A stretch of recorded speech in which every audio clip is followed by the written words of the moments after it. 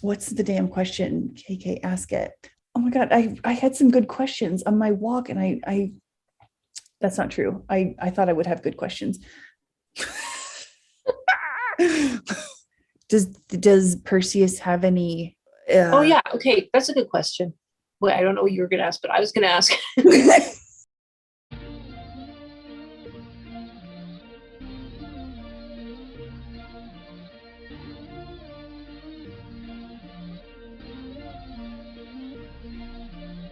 A galactic purr of KKs invites you to Space Cats Happy Hour.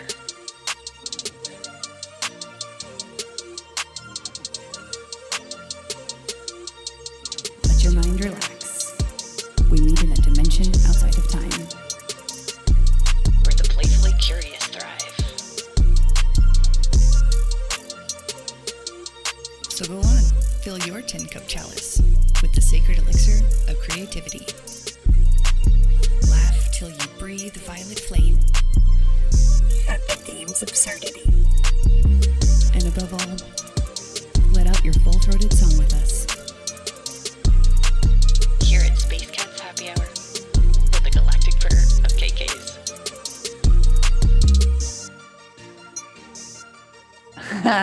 Welcome to Space Cats Happy Hour, where we're learning how to be new people. This is American KK. I am joined by Zaddy Cat, Canadian KK. We're just having a conversation, and it would be kind of cool to hear you. I know we've already literally just talked about it before we hit record, but if you want to go into what we've been sort of talking about, I would like. I was going to say my heart is still racing, but I was like, actually, my nervous system is more relaxed than I would have expected it to be, which is great. Yeah. And so I'll just jump in. So this has been for me a long time. Like I've been in this energy for over a year or more of like practicing being a more authentic version of myself, and also having better like interpersonal boundaries and expressing myself more directly around interpersonal boundaries, and just being more clear about what I can and can't offer. And so I have this long history of setting absolutely, except with my mom, but other than that, except with my mom, where I would set boundaries in an incredibly fiery, aggressive way. It's like full on combat. But because of a lot of stuff from my childhood where there was a lot of not being able to set boundaries, or not having them respected. So I just wouldn't. And I also didn't know myself very well. So I wasn't like tuned in to how things like emotional processing or venting, which are just totally natural parts of life. But I think, again, carrying some stuff over from my childhood, it's kind of like the tank was full. But also I think I might just in general have a lower energy tolerance for them. Like I just get drained really quickly by that kind of stuff, especially emotional processing, except for I also simultaneously gravitate towards it in a huge way. So not only was I not setting boundaries, but I would also like seek out conversations that really got into stuff and like really benefit from them as well, but just be completely white. Like it just, it activates all different parts of the system, and it just takes a lot out. And also I'm sure that I was doing it in ways where my energy tentacles were completely enmeshed with the other person where they don't need to be. And I'm still learning how to, what's my energy? What's the other person? Where do we, what feels good to merge, what doesn't? So after, decades and decades of this, and it was just getting more and more ramped up. And then you add to that a spiritual awakening process where like everyone's going through their dark night of the soul, and then all these intense things, and you just want to share all the time, and you want to like just come together and be like, this is so intense. I was so tapped out, and I was just not listening to that part of myself. And I also was like, I think putting a lot of my value in being that person for people, being a good listener, a good friend or family member that somebody could like turn to and like work through stuff with. And there was like seeing my value in that, and also a bit of like the fixer thing where it's like, oh, how can I help this person? How can I fix? Like that kind of baggage was coming into it. As soon as I started to see like, oh my gosh, there are actual solutions to problems, it's like you want to go share that positive energy when it felt like there was no solution to anything. So that like quickly turned for me into a bit of a fixer situation. So I would really magnetize these conversations to myself and then find myself like resenting it afterwards or just feeling so spent. And, but did I ever set a boundary in there? Or if I did, was it incredibly indirect and kind of like wandering around the issue? Yeah, to all the above, yes and no to all the above. Like I was not saying anything. Although concurrent to that, interestingly enough, with my mom over the past decade, we've like done a lot of boundary work and we've actually shifted our dynamic in this really interesting way. And now she'll be like, is it okay if I tell you a story about so-and-so where I'm kind of annoyed with her? And I'll just be like, I'm kind of tired. And she'll be like, okay. And this is like, Wow. stories about so-and-so who she was annoyed with. It's like 99% of like my soundtrack to my childhood and teenhood was just like, and so yeah, that's pretty incredible. But yeah, that's like your mom, and like, there's a whole different thing with applying things that you do with your mom to like the rest of the world, and especially friends that I've had since childhood, and we've gotten into our own grooves around things, or friends that I've had for a long time, and then to like, you just feel awkward. There's so many cultural things too, like just the way you relate to people, and it really feels like you're like coldly slamming a door shut in people's faces when somebody is just doing something very natural, which is in the organic moment, something comes up and they're upset about something and they have their friend there and they just want to talk about it. And you're like, literally, so like, I can't even say anything comforting to you right now because I have nothing inside me left. And yeah, triggered a lot of abandonment wounds, a lot of like, you're bad for having boundaries. Oh, boundaries. Oof. I mean, I know this is a global issue, but like, my God, do I have the running narrative of you're bad if I try to set boundaries? Like, it is such a big one for me. So yeah, so I was really appreciating, we just had this like chat at the top where I was like, well, I'm being called to be even more explicit about how I'm going to be very awkward. And I was telling you, like, I'm probably going to just blunder and be like, I can't talk, gotta go. And then you were just being really nice and being like, oh, that's interesting. And, I'm going through similar things and I'm feeling similar things coming up and we'll be awkward together. And I was like, oh my God, it feels so good to be able to have those conversations about these situations. It's really, really hard. The boundary thing is the discomfort around that is crazy because I am the same. I feel like I have similar things to you where I didn't have any boundaries growing up, which is not an unusual story, I'm sure, because we're all codependent and whatever. That's the society we live in. But like the boundaries were just not supposed to be a thing in my childhood. I wasn't allowed to have private conversations on the phone with friends. Not that I had a whole lot of friends calling me, but like when I would have a friend call, my mom would be like, well, why would you want to go into your room?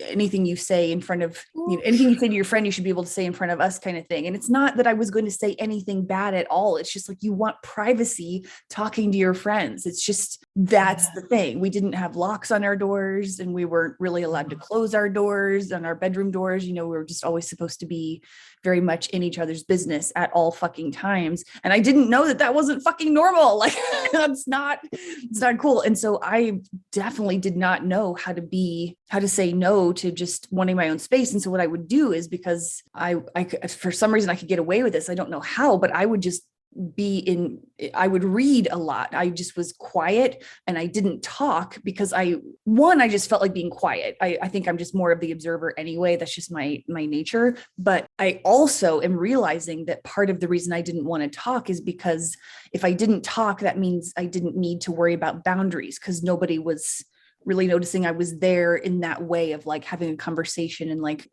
respecting what I wanted to talk about or not, or that kind of thing. I would just stay fucking silent. And so that's how I would deal with my quote unquote boundaries. And then when I had that, in our awakening episode, I talked about feeling the break inside me where I was like, just people floated off on their own islands of pain. And I didn't care, as in like it didn't bother me, which was weird because it's always bothered me and I've always wanted to carry someone else's pain burdens, energetically. And that was when I just started like not giving a fuck about my family and what they wanted. And so I put up the boundaries very, very harshly, like you were saying yourself, where it's just like, nope, no responses, no talking. Like I was basically estranged for a while, not really, but like kind of. That was kind of how I dealt with it, was where I just was like, I just stopped talking to people. I needed to close myself off so completely that I didn't know how else to do it. So it was very, very abrupt and sort of aggressive, I'm sure, seeming. And I haven't really, usually what I do is when I feel like I don't have the space to hear people vent, I remove myself instead of saying, I don't have the space to hear you vent, because it feels cruel and weird and awkward and cold. And I don't know how to deal with that. And so I would just rather be silent. And I'm not sure so what you were describing, where you have like zero capacity, like even into the negative amounts of like being able to deal with someone, needing to vent or having an emotional moment or any of that stuff. And I was thinking, oh yeah, and I even said this out loud, I was like, oh, if you're dealing with stuff, that usually means people around you are like, usually me, when you're dealing with something, we have similar stuff. And so I was like, oh, I wonder if I'm going to be dealing with that. And I thought I was for a second, but then as you were talking and I was feeling into it, I was like, I think mine might not be as, mine might not be as defined as, or I don't even know if that's the right word, but like whatever you're dealing with. And I think it might be because of my grief eater shit, where I can naturally be a little bit more tolerant of that, because my energy is meant to do that naturally. And if I don't do that, I think it needs to burn off in a way where I can like maybe tolerate more than what it sounds like you're going to be able to tolerate for a while anyway, where it's because I got really worried when you were talking about your thing of like, negative capacity for any of this stuff. And I was like, oh shit, am I going to be in that same thing? And I'm going to feel awkward and like weird. And I don't know how to deal with this. And I was like, no, I don't want to deal with it. And then I was like, hold on. I don't think that I'm going to be as extreme sounding as that, where I think my energy needs to burn off. So I feel bad. I like, part of me is just like, I feel really not bad for you. It's not like pity or anything, but I just am like, this is really hard. And you are being asked to do a lot of very intense and useful anchoring of that energy, of the boundary work.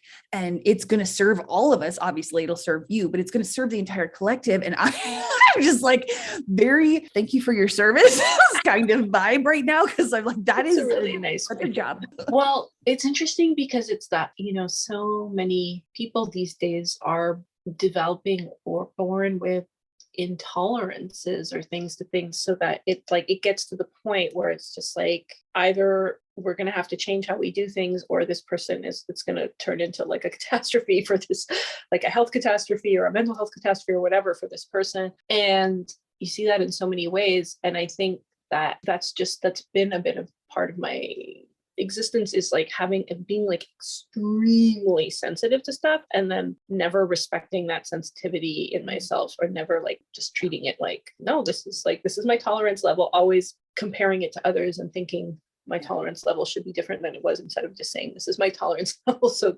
I guess we just have to deal with it as it is and not try to change it, because it's not changing, it's not going away. So yeah, it does feel like this one for me is very, very low tolerance. And just like when I think of like how I've lived my life with that low tolerance, I'm like, ooh, no wonder I'm in this phase of just like zero tolerance right now, where it's just like, no. No, I was just actually thinking it sounds a whole lot like you're being cleared out and rewritten in your DNA, in your marrow, like all the stuff that you've been working on with your energy grid, that your new energy stuff, where it goes into the marrow, like literally the center of us. It is clearing out all of the shit that you have been putting up with, all that fog of just doing stuff for the sake of doing it because you thought you had to, and you didn't know any better because you're a child, all that stuff that you've been building up over a lifetime. And now you're like, no, this is a hard reset. And that's pretty intense. And it might actually, I kind of feel like I can cut this out, but I was going to give the example of what we were talking about. Like, so what Zaddycat is talking about is we had a conversation last week. We were on the phone and I had to hang up because I got a call from my mom, and that call was very upsetting to me. And I came back and dialed Zaddycat afterwards, and I didn't mean to start crying because I thought I was just going to say, oh, this is what the conversation was. But because it was so emotional and it caught me off guard, I did start crying. And I was like, I felt really awkward because I don't like crying in front of people. And like also, and Zaddycat was extremely kind and very did not make me feel at all unwelcome. But what we were talking about just before this recording is that they're not going to be able to be that person where I or anyone else they're around can do that crying and do that venting. And they're going to have to be figuring out in the moment of like how awkwardly to get out of the situation. And that's really, really hard because honestly, just hearing you say it back, I'm like, oh, I know. Awful. I know. And feel bad over again. It's like, no. Well, that's because you deserve I know those people. Well, I think that's why it's really, really valuable to talk about this right now, because I think a lot of people are going to be feeling this and going through this, both sides of the coin. They're going to be the one that needs a vent outlet and their friends are not going to be able to, or they themselves are going to be not able to hear their friends venting and crying. And it's really hard because we love our people. We want them to be able to do this, but also we have to come first. We have to take care of our boundaries, and it's going to be awkward and it's going to be painful and it's going to feel really bad sometimes, but like that shouldn't stop us from practicing this and being in our boundaries and like holding space for each other and say in the moment you have to go and be like, yep, you're crying. I can't handle it. And obviously I understand that you don't feel good about this. You are not doing this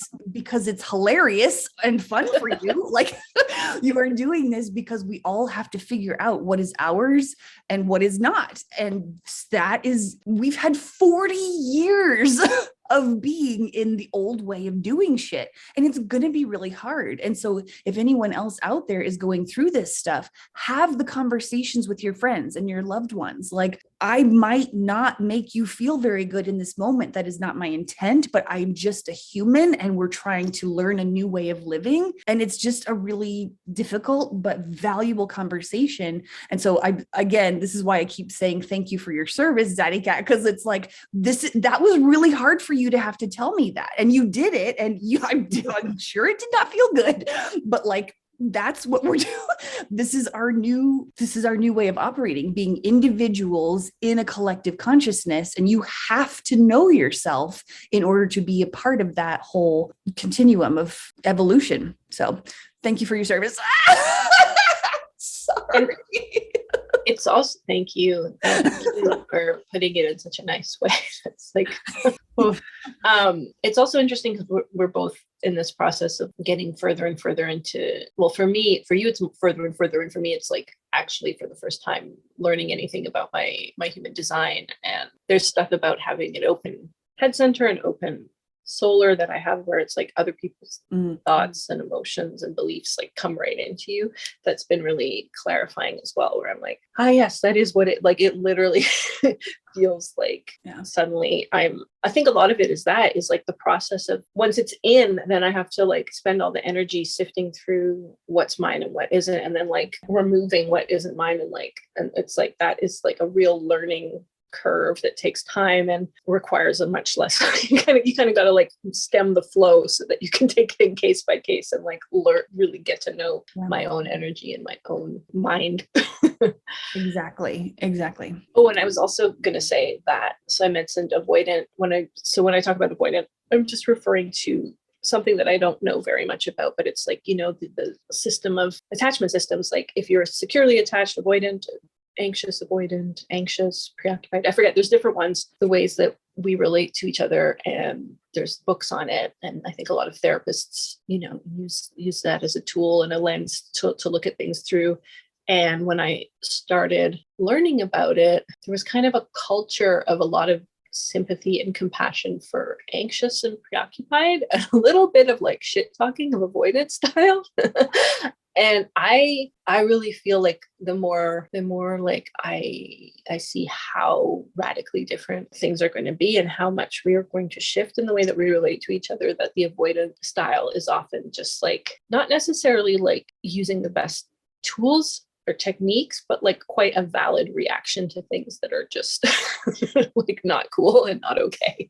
And like way overstepping of energetic boundaries that, you know, in the future we'll look back and be like, woo, we really related to each other that way. Eh? We really just constantly trampled over I know. all of our emotional and energetic boundaries all the time, which again, I don't like to like create too much of like a shitting on it narrative, because like who are we to know? Like we're just learning and remembering that there's other ways to do things, and we've just all been like steeped since birth in these cultural ideals and stuff. So it's normal that we do trample. We didn't like a lot of us weren't even aware that I know. energy was a thing and energetic boundaries were a thing.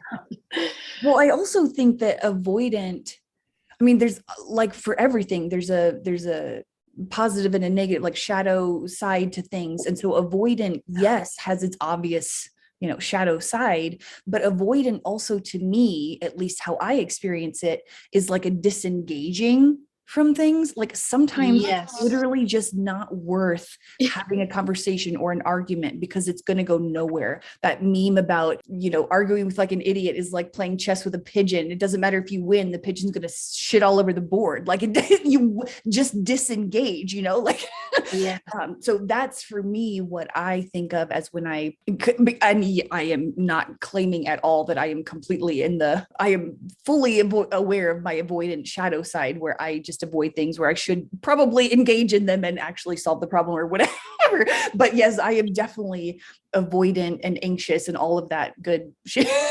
All that good shit. So it's all of these, I think you hit the nail on the head with, avoidant it gets shit talked a lot because it's gross in that shadow side of it, but also it can just be a disengaging of things. I actually feel like probably as we shift, certain things that we refer to as avoidant will probably go under the label secure, because it's like we're just really actually like interesting, pretty okay. I love that. Ways of engaging in the face of I think our whole understanding of what a secure relational style is might shift a little bit as well. Wow, that feels extremely resonant, because as you were saying that, and I was also talking about how avoidant for me is sometimes just disengaging, I was like, because sometimes I feel very secure in my avoidance, and so I get confused because I'm like, I know I'm avoiding stuff right now, but like it doesn't feel worth it to engage and like confront it. But so I have this weird security in my avoidance that I've never been able to articulate the dissonance between what it feels like it should be. And you just said it very clearly. The shifting, that feels very true. I like that. Yeah. And the cultural stuff, there's, especially on my mom's side, like Jewish, Mediterranean, there are things that are just such no-nos, cultural no-nos. And like, I can almost feel like my ancestors screaming in horror, you know, not their like more expanded versions of themselves, but like their real selves. When I take certain steps and do certain things. But that's what's interesting, is I've been working through it with my mom so much. So she's done so much of the work on her end too. That's awesome. But it's just to say, like, you know, once you do go down this path, you can expect blowback. And yes, there's also the level you can kind of make your way into with reality, where when you actually don't feel the guilt and the shame and all that baggage internally, it won't necessarily be reflected back. Like you might experience something very surprising from the other person that's very out of character, and they're just like, okay, but who can get there in a split second, right? Like, so you, like, if you are setting boundaries along the way, you can expect some very uncomfortable experiences, and for people to react really strongly negative ways. That's and you have to have the energy for that too, which is where the regulated nervous system comes reason. Protecting the nervous system and using, avoidance. Like when you're in the face of something that's so extremely out of alignment with where it would ideally be, then you're gonna have to use all your tools in your tool belt. Which is why we're in the middle of practicing doing all of this shit. And it starts with the nervous system. And I did not realize how fucking burnt out all the shit was until all the other things started hitting the fan. And then now that I am regulating my nervous system, it's not perfect by any means, but I can see the huge progress that, like, for example, I'm not sure I could have had this conversation with as clear of a head, last year. I would have still held space for it, because it's like I already know that people are allowed to be who they are, even if it's not exactly like me. But it would have probably been a little bit harder for me to process, like, oh, I guess I'm not. I would have gone into my wounding more of like, oh, I take up too much space. I need to just not be all over the place. I should hold my feelings, and I would have gone into that spiral. Whereas now with my nervous system, I'm like, this is cool, dude. It's not fun for anyone, and in the moment it's not really great, but like, this is just part of the progress and practice of being a new human in a new operating system. So it's really, the nervous system is key, and the more you can do, and don't beat yourself up if you can't get there right away. Like Zaddy was saying, it's like, you can't, who can get there in a split second? It's just like, give yourself grace and peace and compassion, and like do a lot of deep breathing and meditation and yoga, like whatever works for you, just soothe that nervous system. And it's, dudes, I have not enjoyed focusing on my nervous system. I want it to just fucking work already. Like, I'm like, I had to fucking do more breathing. Like, I'm so pissed that I'm not just already there, and I'm not just perfect already. This is such hard work. A lot of times it feels like, and it's just every time I move into it though, it's just like inching along, and it starts to go faster. It's a little slow at first, and it's really frustrating. But like, once you have that practice where you're like, okay, now it only takes me a few minutes of deep breathing instead of a whole hour or whatever, it's really, you'll be surprised at how quickly you start moving into that automatic soothing of that nervous system when you get into a situation that feels very uncomfortable, and you just make space for the trauma to move through faster, or the whatever it is to, I said trauma, but like, yes, we're also working on clearing out trauma, but stuff like this isn't traumatic. It's just like uncomfortable stuff, and it just moves through a little bit faster and a little more ease and joy. Yeah. And time for me, like, just managing my energy and my time. And like, it's so illuminating about how tired I feel all the time, because I'm constantly doing things that like take up too much energy or re-trigger my nervous system. But I like moving through things very slowly and deliberately, and taking things off my plate is still something I'm working on as well. I had to set a boundary a few weeks ago, and it was like quite an intense boundary setting for me on my end, and the reverberations on my nervous system were just so like lasted so long, and I was just like, oh right, this is why this is so hard for me, because I have to go through these emotional waves after and after of like these cycles of like total like, oh my God, I did the worst thing. How could I be this? And then claw my way out of it. And then the next time it's a little easier. But yeah, and if that's like however many weeks, 4 weeks of like that, just from one interpersonal experience, it was like, okay, we gotta reduce here. We got other things to spend our energy on at some point, hopefully. Well, we're getting there. I mean, honestly, even the 4 weeks, I know that felt like forever, but like, I just am imagining me in that position, and it would have taken years, maybe. Like, I feel like I would have still been beating myself up, just thinking about it and revisiting it and all that shit. And it's like, I don't know. I know it's not fun, but you're doing excellent work, and this will just be, it's just a public, other people going through this, like, yes, it's worth it to work on your nervous system, because we're being asked to move a little more quickly, and not in a way that's like you're bad if you don't. It's just easier on you if you do this work now, so that when we're all sorting through the collapse of civilization, and putting up new boundaries. It's like the nervous system regulation just really helps you be able to put up with it in a way that doesn't take so much out of you. Or I don't know if I'm even saying that the best way, but the house just rattled. I don't know what passed by in the street, but it shook the whole house as you were saying. It's like, emphasis, exclamation point. Yeah.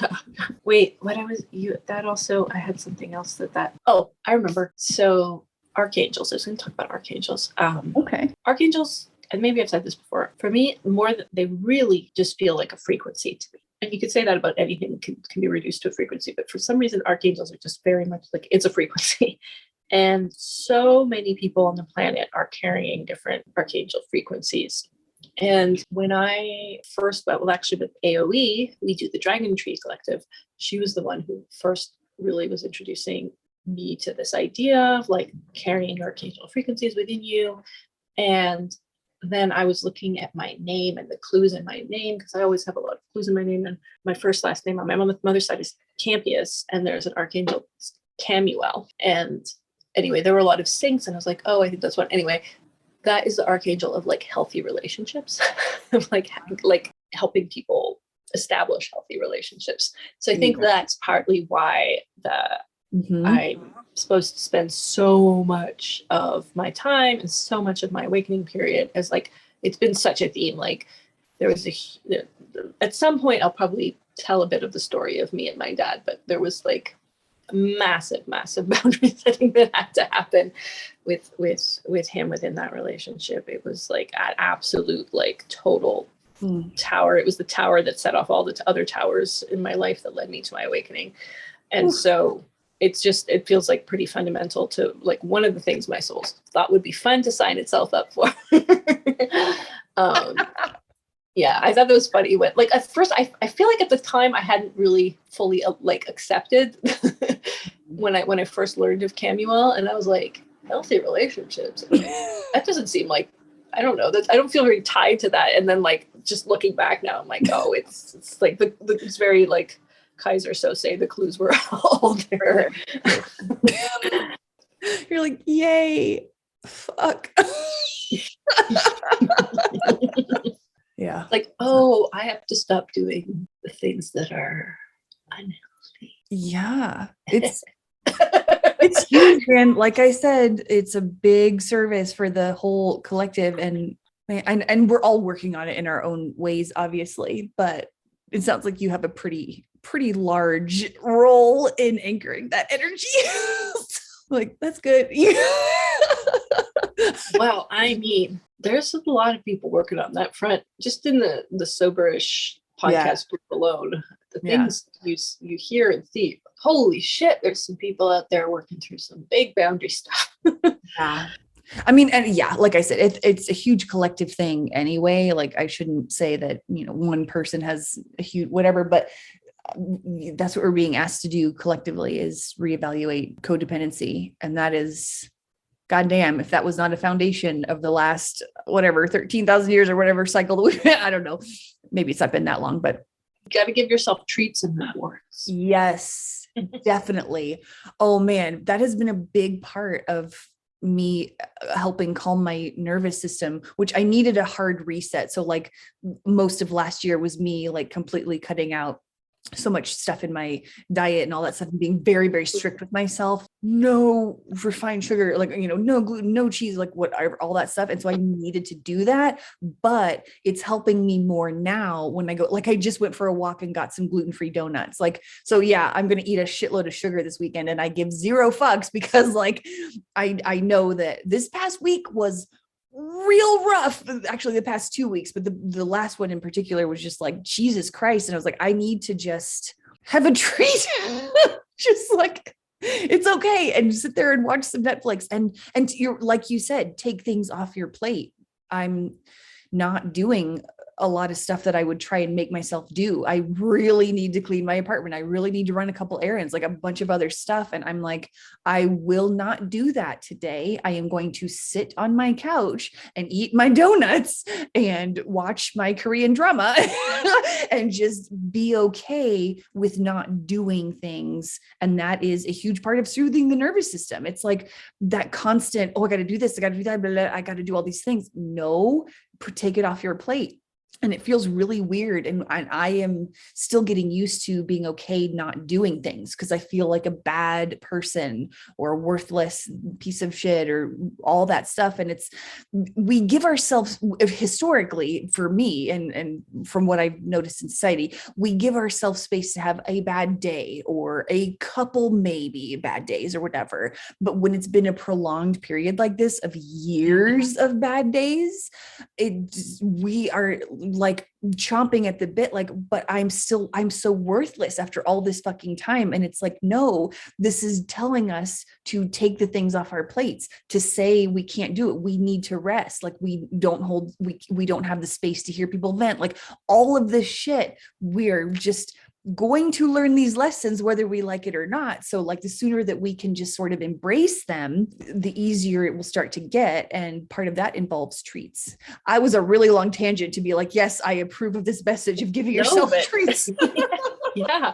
And also, I mean, there's so much of it too at the level of what do you want to see mirrored back to you in your reality? For me, it's like, well, do I want a reality mirrored back to me where everybody in my life is very, like, I don't trust them to be without me for a time, you know, if I can't be there in a moment for them, like I don't trust them to like to navigate something without me. Like do I really want to create a reality where everything's so dependent on me all the time and like I'm such a crucial cog or whatever? Or do I want to be part of a reality where everything's just like flowing and moving and coming together and coming apart and like supporting, yes, but in like ways that feel mutually good?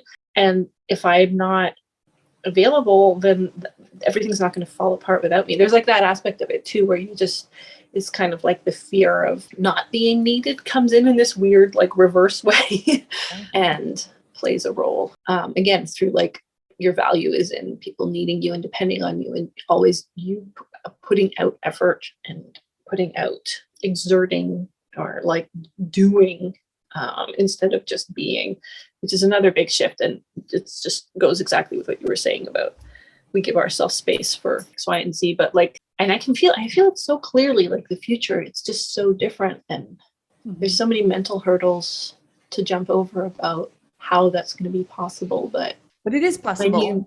When you constantly see your reality shifting and like mirroring back to you as I do, it becomes easier and easier to accept that, yeah, it's going to be very different, and it's not going to require people to do nearly so much or exert nearly so much effort. I mean, they'll be exerting effort for the pleasure of exerting effort, you know? Yes, exactly. Using our energies in ways that feel aligned and with a purpose that is not busy work, for lack of a better word. It's like we want to use our energies doing this, so that's what we do. And otherwise, we relax on the couch or whatever. We're not just using our energy for the sake of using energy. It has, and I don't mean it has a purpose in a way that's like, it has to be worth something. It has to be worth something to you. Like, I'm going to rest until something sounds better than resting that requires energy. And then I will spend my energy doing that. I like the way this is going, but you're right. It feels like we can see it and we can sense it. We know it's possible and we're getting there. But in the meantime, we're being asked to heal all of that stuff to move into that new space. And so hence why we're sharing our experiences with learning about boundaries, because we're all going to be going through it. I mean, we already are. And it's so the more we can share, the more it's like, yeah, you have support. You're not alone. We're all being called to have these difficult things, because in reality, it's not that difficult. We've just been trained to be so enmeshed that it feels really hard to move away from that. And it is hard. It doesn't just feel hard. It just fucking is. But, you know, we're going to get there. It's fine. Yeah. Okay. Total change of topic. Yeah. So pretty sure we talked about this on the podcast about when I went down to the river, I think it was in December, and saw that crumpled Canadian flag and like, oh yeah, we talked about it. Yeah, the Canadian flag and the fish. And then of course we had a lot of like drama in the ensuing months in Canada with the convoys that just like really like, I think further like ruptured this idea of a Canadian identity and like got people really upset and like polarized and upset about, what it means to be Canadian. My point wasn't to go back into that. The point was about water scrying. And that was like just it was like this huge dead fish, prehistoric looking fish, massive, on this like tiny little riverbank. Like there's never anything there in the way of like dead fish. And it was like this like 2 feet long. It was a carp. And then this crumpled Canadian flag. It was just a very like, whoa. And that's where I always went to do my scrying. So I was there today and I saw a chipped piece like pottery that said Bowles Lunch Limited, BOWLES, and then like a latex glove that was like kind of like folded up a bit and really dusty. And I am just so that when I first saw the crumpled Canadian flag, the carp head, I was puzzled, but like it was kind of blatant. I was like, well, something's gonna happen again. But this one I was just like, what? So I looked up the name Bowles, which means, because I always look up the names of everything, and that always gives me a lot of answers. And it means somebody who makes like vessels or bowls, like literally. Oh. But it's also, I looked up that company, and it just seemed like an odd thing to find in this little riverbed, because it's like old Toronto company. And the guy who started it a long time ago, it was like a lunch club for businessmen. And the things that stood out to me, they said it was a lunch club for businessmen. So for that reason, the doors were never locked and they served food 24 hours a day. It's like, okay, I don't know why. Like, and so because it was a lunch club for businessmen, they never locked the doors. Okay. Weird. And then I was like, why is there pottery? I mean, why is this a pottery shard? Like it's like a broken piece of a bowl, like a vessel, bowls, something about Toronto. I don't know, businessmen, sustenance. And then the latex glove, it's like protection, health issues, hands. Anyway, so I'm still decoding. It's fresh in my mind and I have no idea. But I wanted to just, it's April, what day is it? I'm trying to get like April 15th. the scryings out when they happen now, like say them when they happen, so that I'm just moving it out immediately. Yes. So yeah, it's April 15th when we're recording this. So if in the next month or so businessman luncheon places. Yeah, like I couldn't tell, like it didn't seem as foreboding, like the fucking prehistoric carp one. It was like, dude, that is what is coming with those fangs. Yeah, that was a pretty kind of jolting image. Yeah, this one's definitely has like it feels more delicate, but there is something. It's broken. It was a broken piece of something. I was also thinking archaeology, where we uncover the past with like broken pottery shards and stuff like that. Like, yes, brilliant. It feels very interesting. But with the latex glove, though, I can't. Well, they wear latex. That's like to like dust and stuff, so they don't get their finger oils on things. Ooh, there's something from, I don't know, maybe I'm getting too literal with like the actual company itself. Or maybe there's levels. Yeah, I was just going to say, you always have stuff with a bunch of different levels, and there's always more than just the surface level stuff. Oh, wow. Okay, so that's cool. Yeah. And vessels carry a lot of things, but they carry water. And I had gone down to the river to sing to the water, to do a water blessing, because I had a friend who got a message that singing to the water over Easter weekend was like really, really powerful. So I'd gone down to sing. I'm going to sing to my own water too, but I went to sing to the river. So that's also. It feels like when I was thinking archaeology, it feels like this was a snapshot of a period of time. And I'm not sure that the significance will come out right now. Like, I feel like we can't see the significance now. Obviously, these things usually unfold as we, in future days and months or whatever, but it feels like a TV show episode where where like someone gets dropped in a different time period, like time travel. This is coming to me because I literally just watched The Umbrella Academy, and the second season is them all in, backwards in time kind of shit, and then moving. Anyway, so it feels like from whatever time period that is signified with this pottery shard, there'll be a message in the coming days or months that really makes sense about what the significance is that also corresponds to right now, like something from the past that is also meaningful right now, like a cycle completing or another level of it continuing or something like that, where it kind of comes back around. And when you were talking about it, it felt very cheerful to me, like not an ominous, dead crumpled flag, and like, all this. It felt cheerful, like I don't know about like tee hee hee giggling kind of cheerful, but definitely, I don't know how to describe it other than there's this like cheery, jaunty energy to it. Who knows? Yeah, no, it felt cheerful to me too. Also, the name Henry comes up a lot for me as a thing, and the guy that founded the Bowles company was Henry Bowles, and Henry means ruler of the home, which is interesting. Well, there's a lot of home buying stuff happening. Right.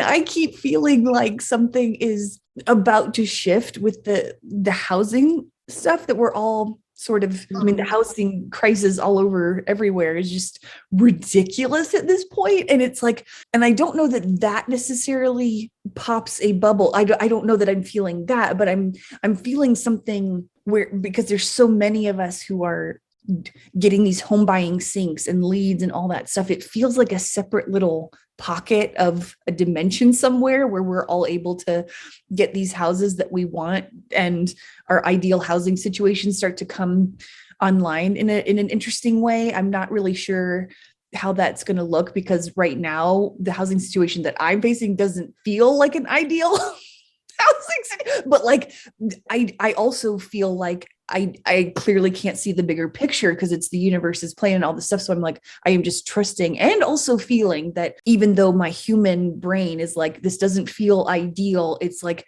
there's something there that is ideal. And once I see it, it's going to like, it's going to be really cool. So it kind of feels like that, where that cheerfulness of the pottery shard and the home stuff, there's something's developing and it feels good. Yeah. I love that. Thanks for sharing that. I love your adventures in scrying. They always bring me so much joy. There were also two beautiful swans, and they're swans in Toronto, but never on this river. And they were just so peaceful gliding. We've been getting a lot of bird stuff. We had that avian transmission too. And now like everyone's getting extra bird stuff. And you just had your beautiful little pigeon baby born. Thank you. Thank you for bringing that. It's like the most magical thing.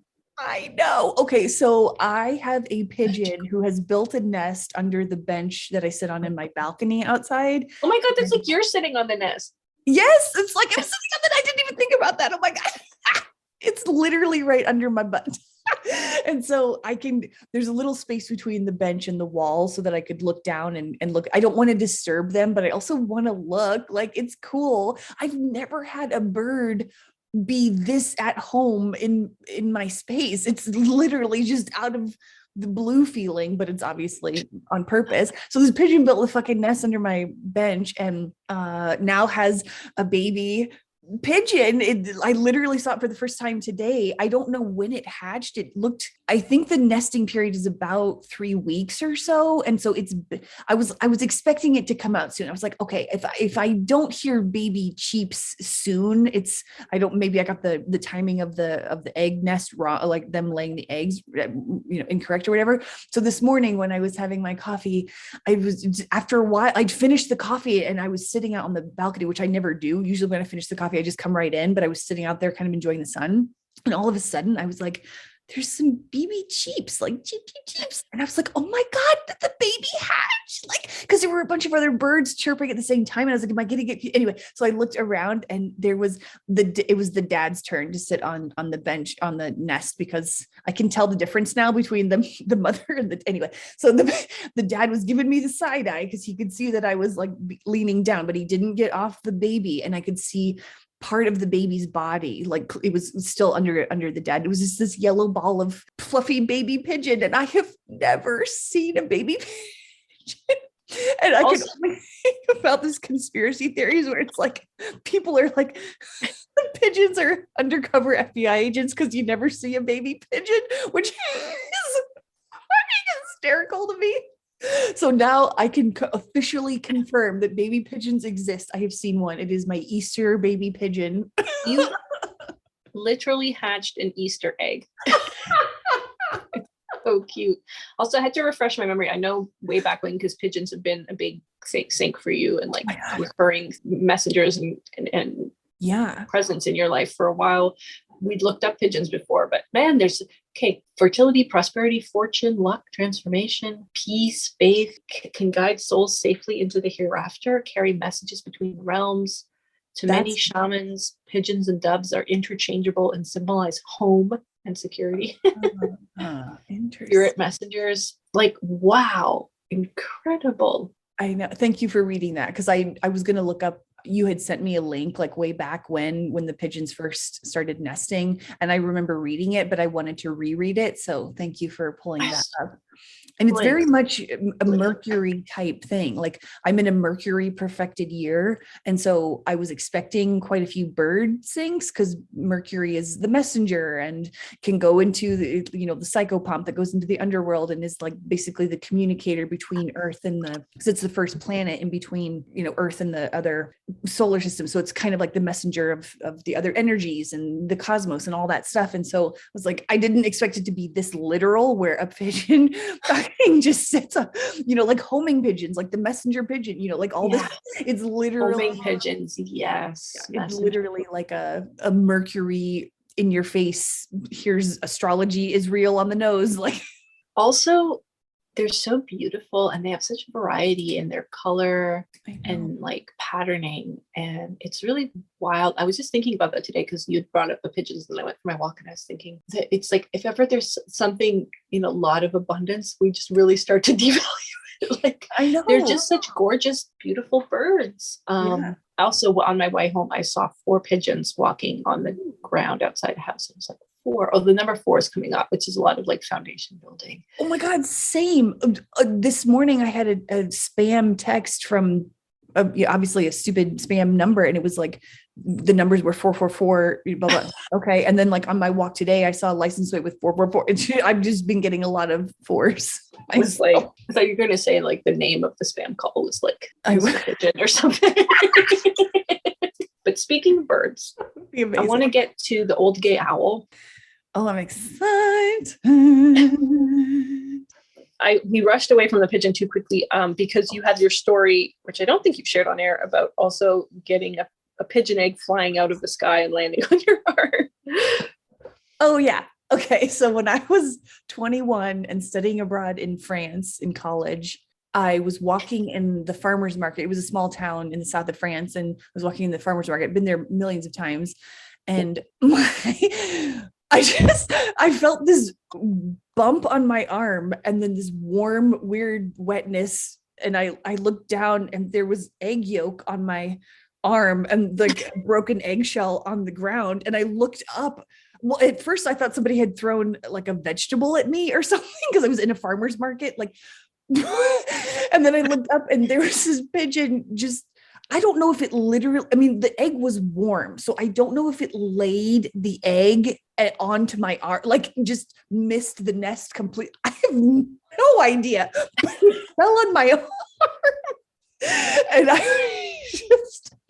and also that same semester, I had 3 different times where a pigeon pooped on my head, which that never happens to me. I was like, what is going on? I need to check and see if I was in a Mercury perfected year at that point too, but and so now we've come full circle with me, Who the fuck gets an egg laid on their arm from the sky? But also, when we said before, I just realized the Easter egg thing, like that is so you, because you are an appreciator of like books and TV shows that have little Easter eggs hidden in them. So this was like an Easter egg for you in your life. So true. Oh my God, that just gave me chills and made me so happy. What a beautiful, magical life we live. Oh, I have a baby Easter pigeon. Oh my God. Yeah, this is a weird full circle kind of thing where one, I had an egg laid on my arm and now I have an actual baby pigeon on my balcony. What the fuck, man? And now we're going to get into gay acerbic owl from Zaddy Cat. I'm very excited about this. Would you like to introduce the... I'm supposed to just answer questions and channel. This is like an interesting melange, this old gay owl. It's a combination between like my first guide, who originally showed up in my life as my first ever kitty that I had in my real life, Whiskerinos, who would sometimes look like a great horned owl when he put his ears back, and he just had a vibe. And then when I had my awakening, the first guide I was ever introduced to was this very he had like a salty attitude, older owl. He had a vibe. And so then it's just been like, it's like this guide, but it's also like I can feel that it's like connecting me to this aspect of myself, as part of myself that wants to be expressed. Yeah, I don't know. Other than that, I think I'm just supposed to wing it. Yeah, wing it. So I'm actually a bit nervous because I don't know.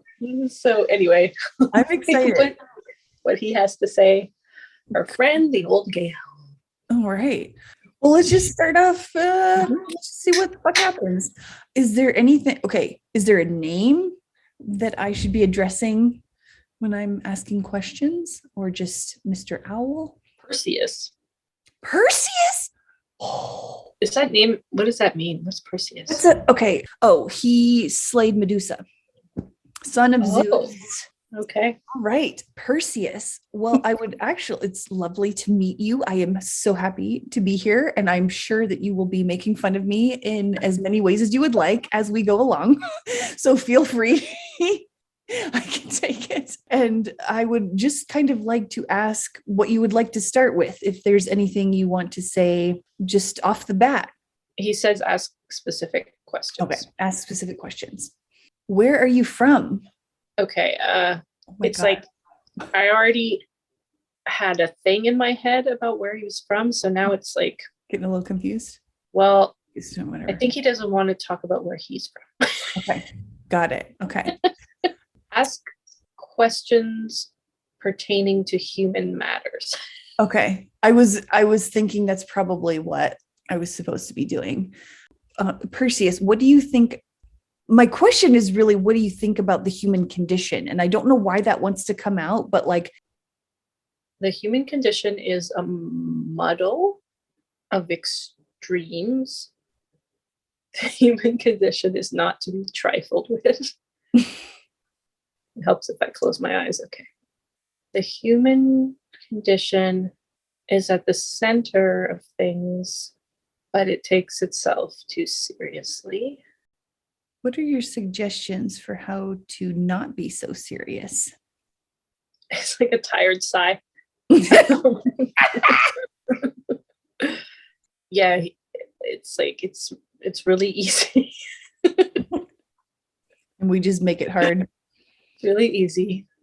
You just dance more, think less. I like that. Probe. It's time to probe. I'm gonna have to get used to it. It's like fuzzy. Okay. I could also ask better fucking question. It's funny because as soon as I asked that question, I was like, I also heard the tired sigh, like just fucking do it. Like like not that he was saying what a dumb question, but like humans in general are like, how do we have fun? And he's like, are you fucking serious? Like you just have fun. It's time to probe the catastrophe for Time to probe the catastrophe for the juice. Eh? Juice. Whoa, I'm gonna have to like do this more because I can feel like my conscious mind is just Yeah. Okay. yeah. Actually, what I He's really like he's telling me I'm taking this too seriously. Oh. What's your favorite time period in human history that you've ever witnessed? There isn't one. Do Okay, you- hold on. Give me a sec with that one. Okay. Okay, old gal, help us here to like ask questions that you're gonna provide answers that will come through strongly. It's just showing me galactic swirlings. Oh, interesting. Oh, okay. So what he said before, there isn't one. It's a tiresome plot. That's what he Yeah, said. I mean, fair. Was there ever a time I've heard different stories about, how the reincarnation stuff has been hijacked and we're all in this fake, whatever the fuck simulation. And there was a time before this where, we were actually, it feels like more integrated, and like, He was saying if you want from the beginning, like if you want that to be true, it's true. oh, interesting. Okay, now we're getting into the nature of reality, which is because right now I feel like we're uncovering quote unquote real history, like, the Bible, like what people think religion and Jesus and all that stuff is supposed to be. Like there was a real story there that, got sort of hidden, for lack of a better word. So what was it really like? What are some real things that happened that we have lost access to because it's been, I hate saying covered up, but like, Saying there is no real, okay. and a story is a story. Okay. Like He walks back and forth with his wings behind his back. Oh my God. Okay. Does he have a monocle? I'm just kidding. He looks a bit to me, because I always see things in cartoons, he looks like the owl in Bambi, the one that's like, Oh, okay. has a whole bit about the animals being Twitter pated. Does he enjoy, okay, do you enjoy being a guide for humans, or are you? Yes, Oh, okay. very much. They're amusing and silly. What advice do you like to give when people are asking for help? What do you say the most often? Well, okay, probably have fun. I should probably just not be a dumbass, but I'll let him answer. He likes to be asked about current events type things. Oh. Which is what came through. Oh, Jesus. The one thing I don't actually keep I up know. with. Okay. What does he think about the pandemic? It's lasting too long. I mean, perfect. Yeah. Is it going to keep taking our attention, or we Just stop drawing it out. It's served its served its purpose? purpose. Move Yeah. on. It's just one step in a series of steps. What are other so I'm assuming the war is another step. Yep. Does he have any insight on what else we're gonna see as future steps? Well, he said war and famine immediately. Okay, yeah. So and keep tell Just- me to shut up. Okay, go ahead. No, I just want to check in with him about those for a second. Potential steps, he said. Yeah. Drought, war, famine, drought is what he said. Potential steps. Yeah, when I think about the apocalypse, I obviously you can't the four horsemen. So that makes sense. Has he ever met the four horsemen?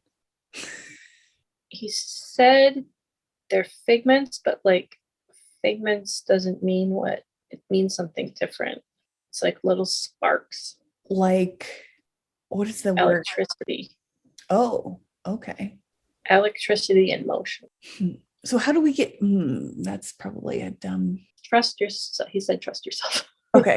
I was gonna ask, how do we get people to, because again, I know that we're not in charge of other people. So like, how do we, I'm not sure how to ask the question of like, how do we get people to stop paying attention to the pandemic since it served its purpose? How do we stop getting people to, is everyone just playing out their own game and we're just observing? Or like, does he have insight onto how this can, yes, it served its purpose. Now, how the fuck do we move on, basically? He said, wait, it will play itself out. Okay. And going inward. It's just a waiting game. Okay. When is the waiting game over? Oh, yeah, it's going to be, he's like Alice in Wonderlanding. He said, when you want it to be, I mean, yes, ow. I was going to ask about boundaries, like literal land boundaries, because there's will shift, he said. Fuck it. I knew it. I was going to say, because the North Node is in Taurus and so is Uranus. And there, it feels like very electric. Like, what does he see coming as far as land boundaries and like country boundaries, or, that kind of tectonic movements or any of that stuff? Okay, I'm just going to say, humans are ill-equipped to manage land. Yep. The water will change things. The rising water. There's a merging of land and water. Like living in the water, like building houses on water kind of thing, or just flooding? Possibly the living in water, aquatic ecosystems are thriving. The land boundaries, they're meaninless. I know. Fucking hate them. They will become meaningless at some point. Yes. In our lifetime. There's a big migration. Ooh, say more about that. From east to west. This is like your dream. Mm-hmm. Specifically in America? In North America? It's part of it. It's feels more Europe and Eurasia. So from Eurasia to Europe? It's all possible, but he's like. Does it have to do with like physical migration, or is it cultural? Human people will move. Okay, human people will move. Okay. Can he say any more on that, or is that just kind of like a...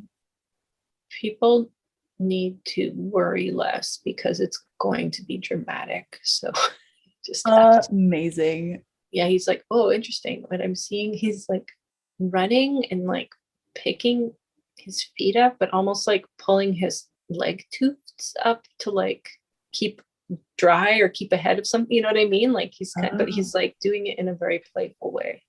Okay, so it's really about, you have to stop taking everything so seriously. You have to stop taking death so seriously. I mean, that's, yeah. Okay, so I feel like we're pretty good at that, but like... Celebrate death. Yeah. What else do we do to help spread that or like help other people do that? Or he said cheap, so yeah.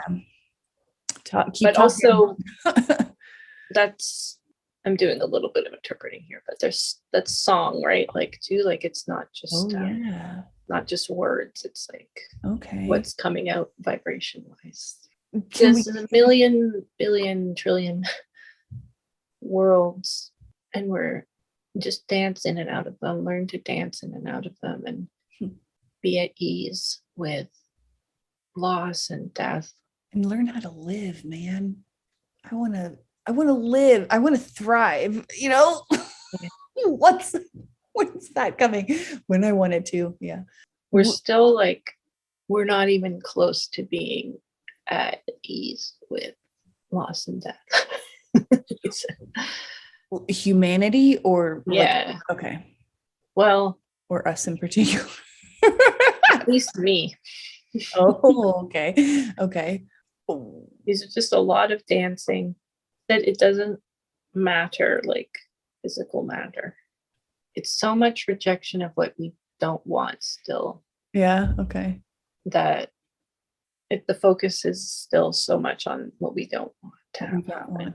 How do we get our nervous systems to tolerate all of the death and loss that we need to be rejoicing in? I said, give it time. Stop revisiting. Okay, how you stop revisiting? He's showing like things to experiment with, like literally do like a memory wipe on yourself, but like you're not actually doing that, but you're pretending like you did. Like you just don't even have a memory of something unpleasant. It's like, what happened? Like you're like you're like gaslighting yourself, but positively. Yeah. Like, wait, what are you Oh, that's saying? What was that thing? I don't remember that. Okay. If you were human, what would he be doing to set this example? He is human. I love him. Or he said, like, who's to say I'm not human? I think he has a human form. Wow. If he was human, he's a trickster. Yeah. He's showing himself as like a Pied Piper. Oh. He would steal the children. He would steal the children with his merry song. Oh. Yeah, it's like, just don't take anything seriously. Like literally nothing is serious, which is so hard for me because I'm so serious about so much shit. Oh my God. treat the serious like an art form. I like almost understand that. Like Yeah. Can you say more? Okay, treat the serious like an art form. He says, we speak in riddles for a reason. Oh my God. I know. I wish I was better at riddles, but I am. And I think the reason is part, like to get us away from like reason. Yeah. He said, go make a big mistake and savor it. Oh God, that's giving me palpitations. He's saying, I know. Go make a big life-shattering mistake and savor it. Okay, that is very interesting. Talk about a big ass paradigm shift where you just fuck shit up and savor it. Wow, that one hit pretty. Yeah, the ones terrified, but like it makes a very interesting frequency, like vibration in my body to chew on that. The ones who are doing that are helping, the collect. They're not. Mm-hmm. They're helping. Yeah. He said, test the limits. Keep testing the limits. Oh man, talk about the stuff that I don't want to do. Like, I want to ask. So, when I was tapping into you before, like over the past few weeks, I kept having the question of World War III kind of nuclear war stuff. Yeah. Come to mind, and I thought I heard an answer from you, but I want to know what your actual said. Drift. He said, drift away from that thought. Oh, okay. Because it's not possible, or it's not like he said it isn't likely. Okay, that's what I was trying to ask. Yeah. Okay. And you don't really want it. Yeah. And I feel like it feels like that's speaking to like, we don't want it in that we're not actually really calling it in from some part of us, shadow part that's calling it. Ooh. Anything else, owl? Play your part. And what's my part? Truth seeker. Okay, but that's where I'm getting stuck is I can't tell if it's a truth that was presenting itself to me or a truth that I'm going to create by focusing on. Said, trust the dream. Am I supposed to be communicating these dreams when they happen? No. Okay. Not in so many words. Oh, okay. The feeling of safety. Yeah. Be playful. Yeah. Yep. Okay, sorry. No. Ask him what's my part? What do you want it to be? He said, you're well on your way. Wow, I was expecting sarcasm. I'm an asshole. Sorry, Perseus. I'm well on my way. Why is your name Perseus? Look into it. Okay, I'll look into it. Look into it. Are you an 11th dimensional avian? It's like, doesn't matter. Okay. They're fucking riddles. It's a riddler of the sky. What's a truth seeker when truth is relative? Ooh. Okay, right. don't write my truth. Don't be afraid of my truth, which I am. I am afraid of my truth. I'm afraid of imposing my truth on others. Yeah, I'll help you remember that, because I feel like I've done that the past couple. I don't know why. I'm just like, no, don't water down your message. Just say it. You are allowed. Yeah, he's showing me being a bit of a Pied Piper for the children. Mm. I'm leading them astray. Yeah. But in a good way, I guess. Yeah. Well, that's the thing. I feel like we're all with what he's saying about like, don't take things so seriously, make mistake. Like that makes a lot of sense to me. You're probably going to be working on breaking some of that programming for a lot of children in ways that feel really scandalous was going to come out, but that doesn't, I don't know if that's the right word, but anyway. Yeah. Is there a reason why right now it feels like we're getting little drips and drops, like Yes, Lumen's thing? oh, Why is it so? You just said staggered. as in divine timing, or like it's going to start flowing more quickly now that we're clearing blockages? To force you to get more comfortable with uncertainty and Oh, yeah. old Gail with all the updates we did here. He said, I don't give a hoot. He said his catchphrase is give a hoot, just not too many. Oh, I like that. That's what I say about fucks. I'm like, I give fucks, but like about about some things, not about all the other shit that I used to give fucks about. Is there anything for the coming few months? Ooh, can he tell us about eclipse shit? What's coming with that? Oh, Which I guess was your question, obviously. okay. Yeah. I have to clear myself for this one because I have fear in me about the answer. Ah. All right, show it to me, Al. He said, too much fear. I know. Oh.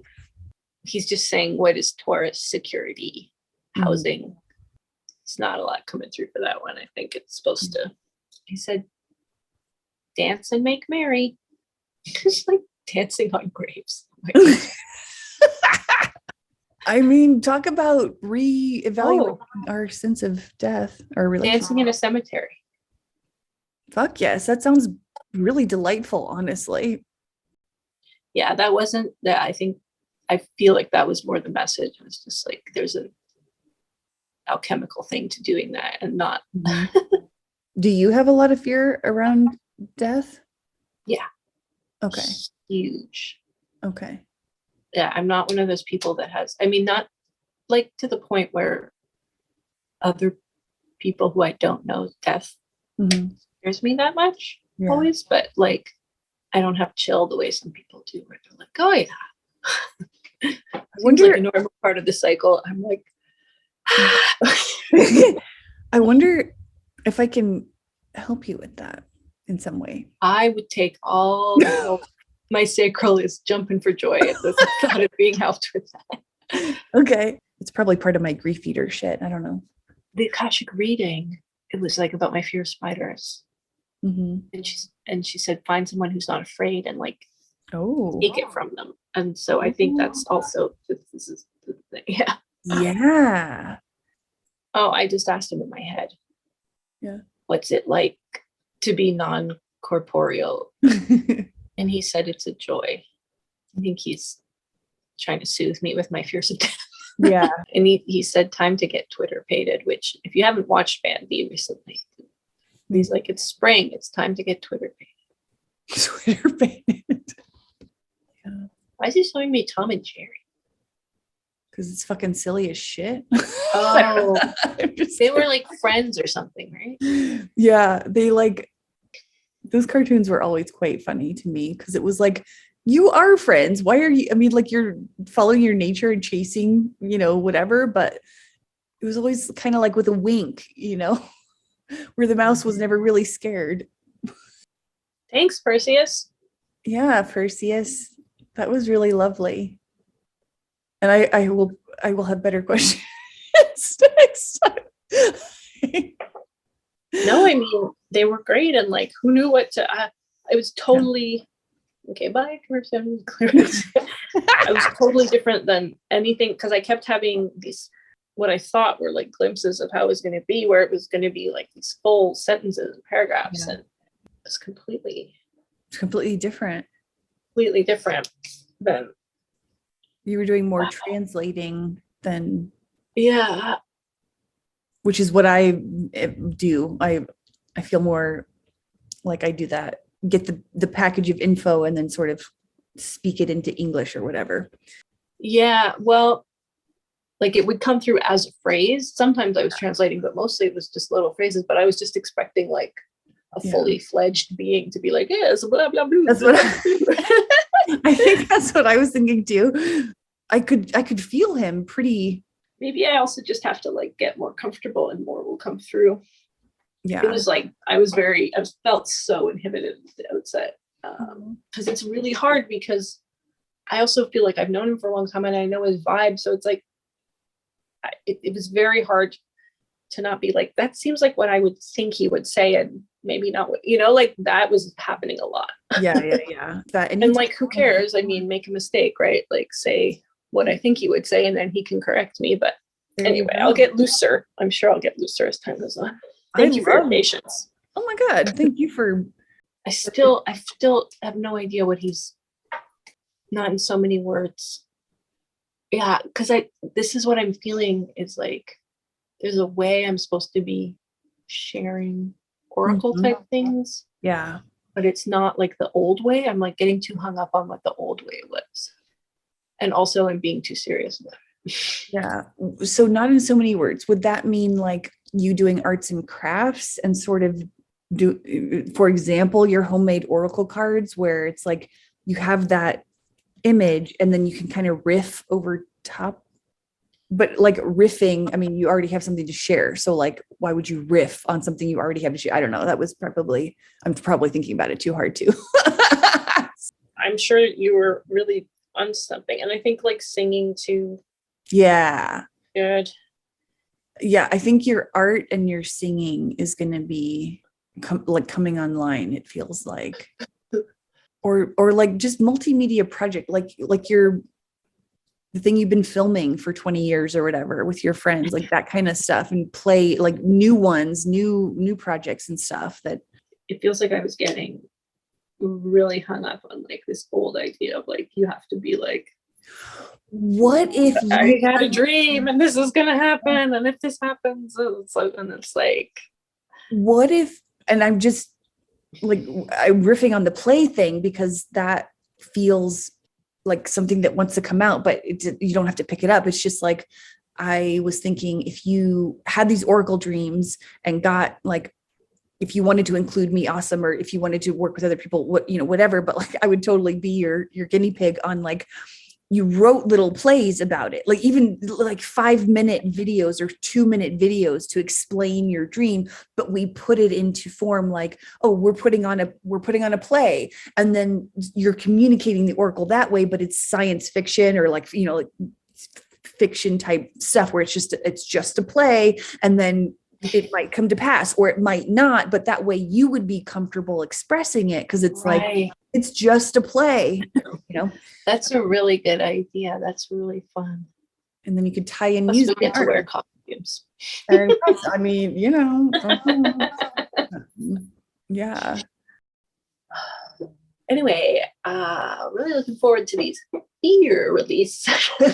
I'm because when I was putting that grief eater stuff on my website, I was trying to figure out how to describe it, because it's not just grief. It's just the term for what I am, at least right now. So it's but I was like fear and rage, and I just listed a bunch of things that feel heavy and negative and all that stuff. And it's like, but I felt it very much as like shame, guilt, fear, and grief. Those were the main cool things.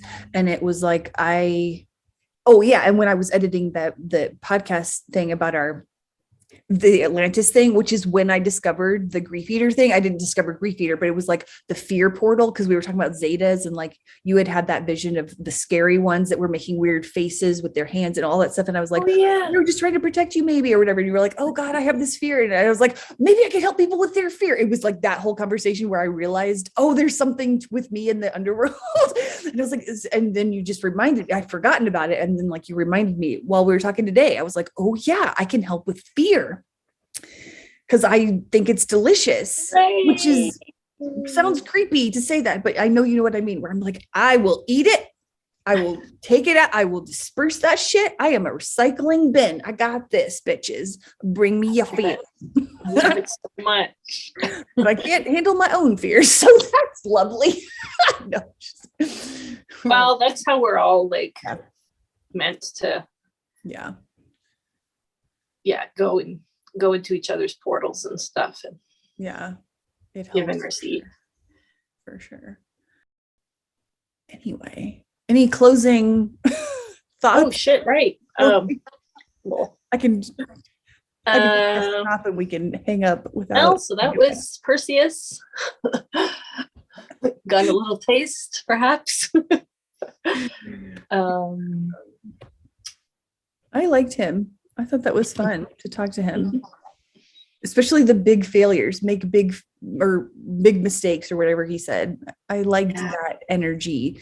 It didn't feel comfortable, but it felt interesting. Did not feel comfortable. It's like, oh, all right. Well, Keep soothing that nervous system, working on those boundaries. hatching those pigeons. I'm going to end it there.